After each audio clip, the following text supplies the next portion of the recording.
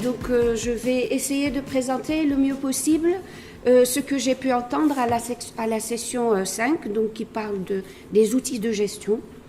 Il y a eu 9 communications, la plupart ont porté sur la présentation pour chaque région, pour chaque CBN.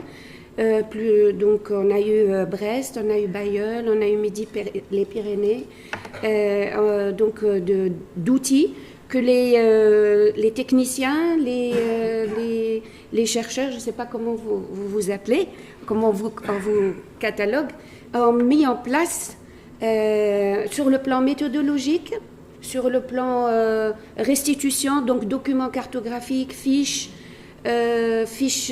pour les espèces, fiches pour les syntaxons, cartographie des cartes de répartition pour les zones humides de l'ordre d'issue. Donc, il y a eu 9 communications. Sur les 9, 7 ont porté sur l'élaboration d'outils, de ces outils. Donc, guide, liste rouge, catalogue, etc. Et carte de répartition. Ces outils, pour certains conservatoires ou certaines agences, ils ont mis en place aussi des sessions de formation et d'explication aux gestionnaires. C'est-à-dire qu'ils ont établi des outils et en même temps, et par la suite, ils transmettent cette information, ces outils, transmettent au gestionnaire, à l'utilisateur direct. Par contre, hier on m'a dit que je pouvais m'exprimer selon ma sensibilité. Alors je voudrais attirer l'attention sur 2 communications. L'une sur les communautés fongiques décrites selon la méthode sinusiale et l'autre sur l'application de la phytosociologie aux données, à l'application directe à l'agronomie. Sachant que les zones humides ici, souvent, pas qu'ici, sont les prairies permanentes, les prairies humides, sont utilisées, sont soit fauchées, soit pâturées, etc.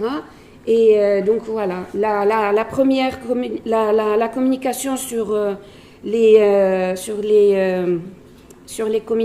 les communautés fongiques a été présentée par Coriol du Conservatoire botanique national des Pyrénées, et il a parlé de la bioindication fongique en milieu humide, adéquation à l'échelle sinusiale. Donc son travail a porté, il montre comment utiliser, déterminer d'abord des communautés fongiques et sur la base donc des principes de la phytosociologie sinusiale, et déterminer ces communautés et comment ces communautés peuvent être utilisées comme indicateurs de conditions des milieux humides.